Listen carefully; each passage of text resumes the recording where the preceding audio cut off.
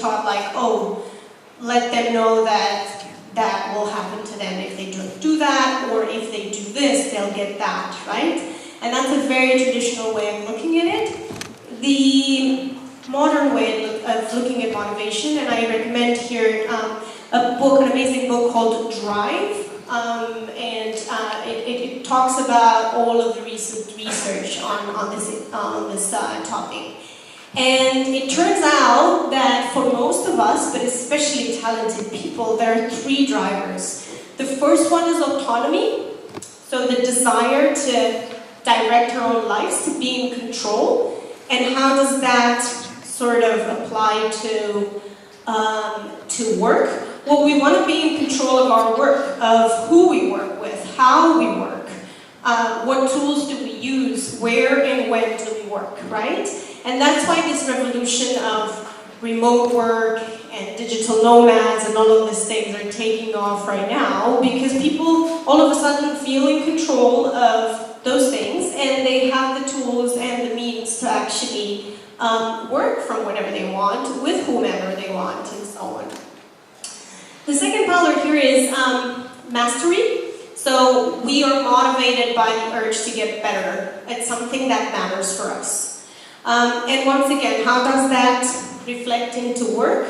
We want to work for places that allow us to get better at things and not just do, for example, input data, right, for 40 years. Who wants to do that? Not a lot of people. And then the third and last one is purpose. It is something very, very specific of millennials, of the generation that is like probably becoming the biggest one in the next, the biggest generation in the active workforce in the next couple of years. The desire to do what we do in the service of something larger than ourselves and something that we believe in. Do you have any questions or thoughts on this? Does it seem like new, old, too abstract? Any thoughts on this? How you combine the two of them? They are, I mean, the three of them, I'll give some examples of how we provide employment, to say so, that appeals to all of those three. But they are, in a way, they do combine, but they're also very, very specific in themselves. But I will provide some examples for them that appeal to all of those three things. Yes, millennials though that want that. It's, you know, like I'm in my 40s and I want that. So it's not only. I think it's millennials being a lot more demanding with it, and that's why I think it comes across in statistics so much more often. And I also think there are more and more countries now that achieve stability, economic stability, and sort of like a feeling of safety. And that means that when you're asking people what they want from work, it's not to guaranteed to have their salary at the end of the month, but it's this. It's like, oh, I want to, like go up on the Maslow pyramid, right? And not just, but for sure, like people of all ages want this. It's just that for a long time, maybe, they didn't articulate it, or they didn't know because they had other priorities. But you're absolutely right. Yes. I think it's touched on the categories, but what's also really important is to feel impact. That if you do something, it's a little bit there, but just to find out of it. For sure, it's a very, very good point. You're right. Okay, so I'll go very, very fast through a few things that we do and we offer the team. The first one is flat hierarchy. I'm going to talk a little bit more about it in a minute. I don't manage people. I manage myself. And I coach a bunch of other people. I don't tell them how to do their job, I don't micromanage, I don't check on them and all these things. And surprisingly, it really, really works. Self-management, which sort of comes with the other one. So basically you're not going to have a lot of reports at Livid, you're not going to have a lot of your boss or your lead coming and snooping around and seeing and asking you why didn't you do what you were supposed to do yesterday and so on. You're going to feel empowered to do what you do because you know how to do those things and you want to do your job well. It sounds really idealistic, but I can guarantee it works. Another thing we do is flexible schedules. People can work at any time as long as they're not, like, say, reception, or they have to, they are a chef, so they have to cover certain things at certain times. For example, a person who works in recruitment or human resources and so on, or marketing, or all of those things like social media, they can choose when they work. So if they want to work the whole night and then go and be at the beach the whole day, that's completely fine. We really don't care. Remote work up to 3 days a week. So we basically offer people the opportunity to work from wherever they want. I think this is becoming very mainstream. Actually, a lot of big companies even are allowing that. So it's not so progressive anymore. People are paid to work out, so they can basically count that in as work time for up to 10% of their sort of like time, work time per week. And the same for personal development. So not only that, we have customized plans of personal development with them, and sometimes we cover for things like for conferences and for courses and all of this stuff. But they also get paid for the time they invest in that, again, up to 10% of the time per week. A big topic that could also be a talk in itself is tools. So, as Claire was saying this morning as well, there are so many amazing tools out there that can make our life so much easier. And especially if you're doing this, if you're doing self-management and you're doing flex schedules and all of these things, you do need those tools to pull people in and to sort of have a feel of what it is that everybody's up to. And I have 4 slides, which are bonuses at the end, because I don't think it's a good use of time to go through all of that, especially because we have only half an hour or so for the talk. But you will get the presentation and you have 4 slides of bonus ideas of tools that I use and then my contacts. So if you want to hear more about that, about project management, about time management and all of those things, we can talk in depth about it. We also have a coaching program, both with internal sort of coaches from the startups that we work with or from other teams, and we also have external coaches for more like, let's say, general topics and so on, or life coaching. Another system, which is basically in a way a tool that we use, is OKRs. It means objectives and key results. It's the goal-setting, objective-setting system that Google uses and a lot of the companies in Silicon Valley. The idea is that basically you set up some goals at an organization or company level and then allow the departments or the smaller teams to set up their own goals, and then you allow each person to set up their own personal goals as well. So basically what that does is that it allows people to feel ownership over the objectives, over the things they are working on, which is extremely important. Second.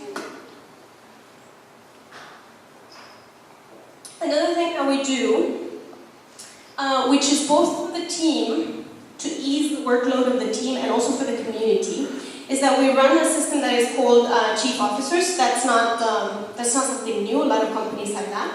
The idea here is that in our community, we want to pull people out of that passive state of I'm a client here in this space, I'm paying for it, so this team should be doing all of these things for me, and I'm just going to sit in here and wait for things to be done.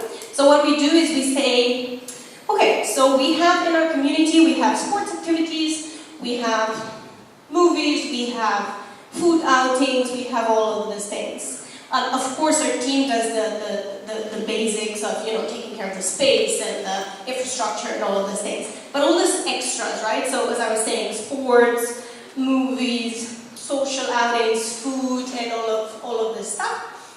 Basically, we elect chief officers from the community, from our clients technically, and we say, okay, we have a group of people whose sort of pro bono job is to come up with all kinds of activities and interesting opportunities for the community.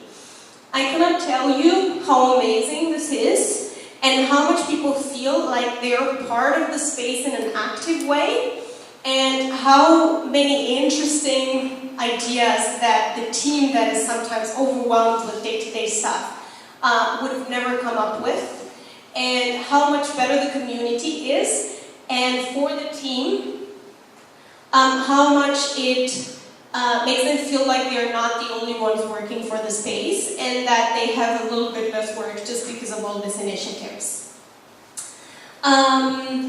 So I have for the next slide, I'm going to talk about the flat hierarchies. But if we have, do we have questions about any of these other things here? Yes. What's some examples of chief? Some of the examples of chief officers. So for example, we have a chief officer workout or sports, and we're in Bali, and there's, you know, you can play volleyball on the beach, you can go do CrossFit at the beach, you can run, you can do all sorts of things that technically don't cost any money. We do have a budget for that anyway, so we have a budget that he can use to book, for example, badminton courts or things like that. But it is up to him to come up with these things. It's usually a person that is inclined to do that, right? It's like somebody who's like, oh, I love to work out, so I might as well engage the other people. And then he basically books these things, puts them in the calendar, and then engages other people to do that. So we obviously pay for the expenses, if there are any, but he is a volunteer in a way from our community that just decides to sort of give back to and enrich what we are doing. Another example would be sustainability or chief green. It's a person usually very passionate about these things. Bali has a number of issues with this, like lots of plastic, no recycling, all of this stuff. So it's usually some people in the community call them the green, because they just go in and tell people to not, you know, like throw things, to recycle. They scold people if they're not, you know, separating garbage, which is something completely crazy in Bali. Nobody really does that, and so on. So it's just, it's basically a way of improving the community, making it richer by engaging all these people. And we also have, what I do with the chief officer is that I also have a hangout just for them every month, where they feel like they're part of this like sort of selected club, and they, you know, we go out to the beach, we have coconuts and I don't know, a treat or something, and we talk about everything that's happening, we contribute ideas to each other's fields and so on. It makes a really big difference, and it makes the community so much better.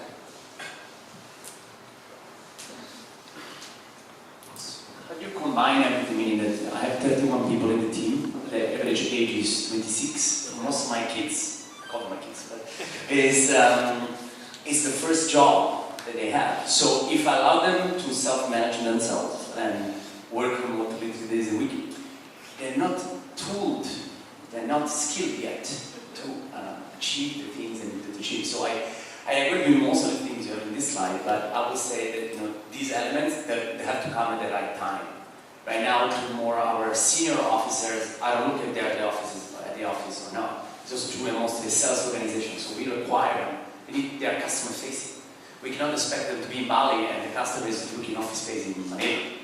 Right? So how do you, I guess it's at the right time you put this element. You cannot just start with all this element. Am I right? Correct. So a few remarks here. One is that I don't know how your team got to 30. It probably scaled pretty fast, like you hired them quite fast. For us, it was a smaller team that sort of grew, and it was easy to assimilate people in it. Secondly, we do have, most of our people are early 30s or under 30, so very young as well. In terms of, doing it now when you're at 30 people already, I would maybe try and, put some, invest towards actually educating them, and educating them about all these things, like self-managing and being, earning these things. And secondly, in good tools. So obviously, as I was saying, if you're reception, you're not going to be able to be on a vacation in Bali, right? As you're saying, while your clients need you in Manila. But if you're marketing or if you're social media or whatever, it really shouldn't matter where they work from, right? As long as there's no, there isn't a meeting or something they have to attend in person. So I would invest in tools, and we can talk about that. We have the bonus at the end, but we can also talk about the tools I use sometimes. Our team works from Europe, from Asia, from all over the world. They do all kinds of things. But yes, you do have to sort of have a separation between people that have to be in person there. And then maybe you basically sort of rotate and you say, okay, you were in Manila doing this at the office for 3 months in a row. Maybe you get like a week, of remote work where you have this and this tasks and whatever, right? So you sort of compensate a little bit with the others. But I would say it might also be a good idea to make it a thing that they can earn. So to say, if you prove that you are sort of doing proving results and doing what you need to do from wherever you are for this amount of time, then you can go on the system, right? And it can be something that they feel like, okay, if you invest a little bit in education, in tools, and then in them being motivated to earn it, might work. So, but then again, there are jobs where they need to be there in person, and I fully understand that, and it's absolutely normal that those people, might not be able to do all this. Other questions? Ooh, it's all the way back. So quite interested on the OKR side. Like from my understanding, it's more like giving this person a task. Giving this person a task, and then and then giving him that sense of, this is a task I need to do. Then I have to own. I have the responsibility. How do you inspire that in people? So first of all, you don't give a task. I don't give a task. So we talk about a little bit higher level objectives. So for example, we have objectives and key results. Key results are extremely measurable. They're still not supposed to be tasks. So they're not like do this every day, wake up in the morning or whatever. They are increase engagement on Facebook by 30%, and then they can decide how they do that. So in their personal OKRs, they can basically take it one step further and say maybe I can do this campaign, or maybe I can do some in-person stuff that will actually events that will reflect on how much people are engaged on our Facebook page or whatever. This is very simple examples because with social media it's really easy to measure and it's also easy to do remote work with it. But that's the idea, that you don't give them a task. That would be the whole empowerment, right? You're saying increase sales by 15%, and then you make that person responsible for thinking and choosing, going back to autonomy from the previous slides, how to do that, right? And then they feel ownership, and they feel like they, okay, I was allowed to choose how to do that. But when it comes to let's say, okay, you have this main objective that you will complete, in whatever time that you decide. But then, my question is still how do you inspire these people and then make them work hard for it and then do it autonomously? That's the problem. I would like to know. I see what you mean. So I think it's they're all things that are linked with each other. And one thing that is really important, and I have it I think on a previous slide, is to have that attitude that they're so important and that you couldn't do it without them. People really care about that feeling, as we had the input from there as well. The fact that people feel like they have an impact is extremely important.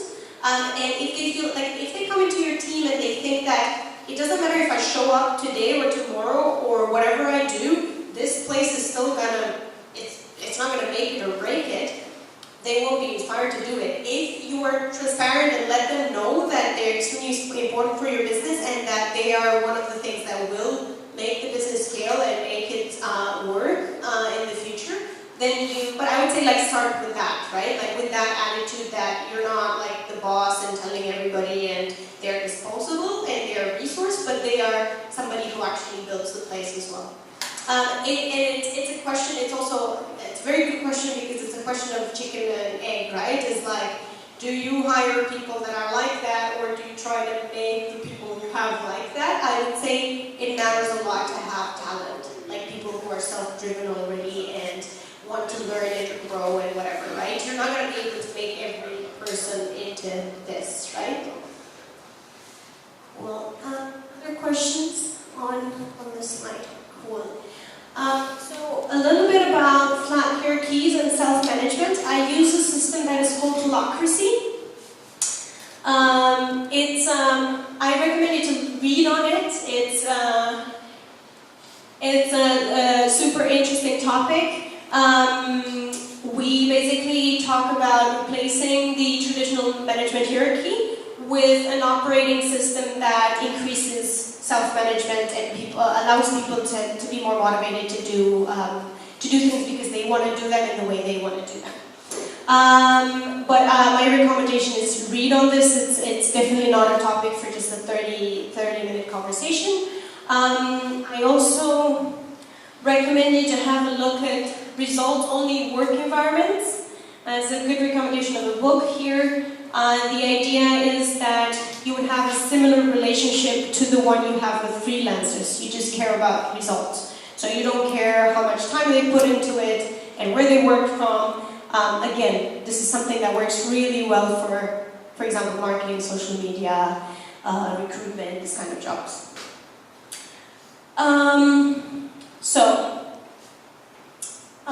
If you're just starting, I would say start with the basics.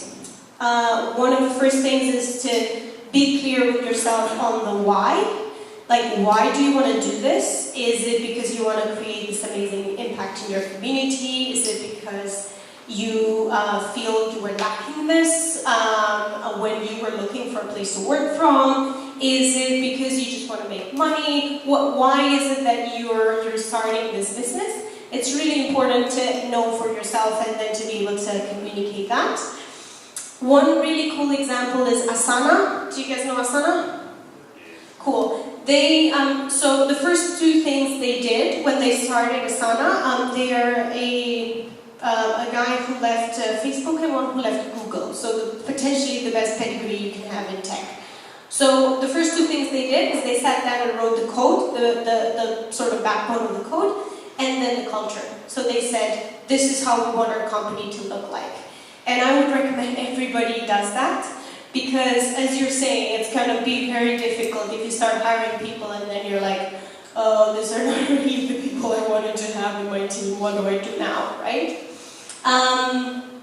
And what would attract people like that? What would attract people that you would want to have in your team? Figure out where you can find them. And then, once again, my way of looking at management might be a little bit provocative for some, but the idea is find those people, get out of their way. They're going to take your company where it needs to be. And a couple of other things. We can't talk about any of that if compensation is not clear. We cannot talk about autonomy, mastery, purpose, and the rest of it if people feel like they don't have money to pay rent next month or something like that, right? So make sure compensation is fair for the area you're in and so on. Don't underestimate cultural differences. If you have a team that has different cultures, especially vastly different cultures, a lot of things can go right or wrong because of that. And then another thing is business owners or managers, we can feel lonely and overwhelmed, especially when or if we feel like we're the only ones who have ownership, right? If you share ownership and responsibility for your business, you're going to feel less overwhelmed. I can guarantee you that. And I can tell you that because I travel 3-4 months a year, and the place is still standing and is doing really well. I think we're wrapping up in a bit. This is my email, and these are going to be the bonus slides that you can see in terms of tools that you can look at after the session. And my last question would be, have you heard anything interesting today, or is it all crazy talk? Any interesting ideas that you think you can potentially apply? Yeah, the chief officers. Yeah, so that's the interesting one. Cool. Anybody else heard anything that they can apply? I'll just point out that as soon as you said you need to pay people well enough, 2 people walked out of the room. So I didn't find that interesting. For me, the very last thing you said about if you're the only one that feels ownership, it's totally overwhelming and blah, blah, blah. I think that's 100% true. And that's something I'm just kind of really picking up after 5 years. Yeah, so I think that's a really good thing for people to consider. Awesome. How much time do I have left? Just 1 second. 1.5 minutes. More time. I have, yes, I mean, the way you frame it is that we pay people for workout. You know, I mean, in our case, we don't worry if somebody goes working out during the day, but I don't feel it's put the way that they appreciate it, and in a way, it sounds nice if you pay people for workout, the time. We have at the office we have Vitamin Wednesday, so I oblige my employees to eat fruits. Every Wednesday, called Vitamin Wednesday, so we ship fruits cut already, so we don't need to go and cut and stuff. So that's something well. That's really good. It's, I think a lot of people feel like the company really cares about them if it offers them those sort of like healthy initiatives. And, I also and think personal whiskey. They development. also take whiskey though.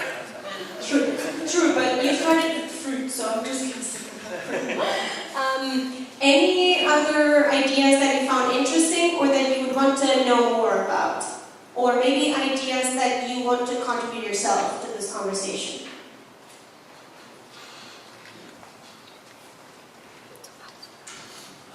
I really like the coaching culture stuff. There's a really interesting book called Time to Think and another called More Time to Think.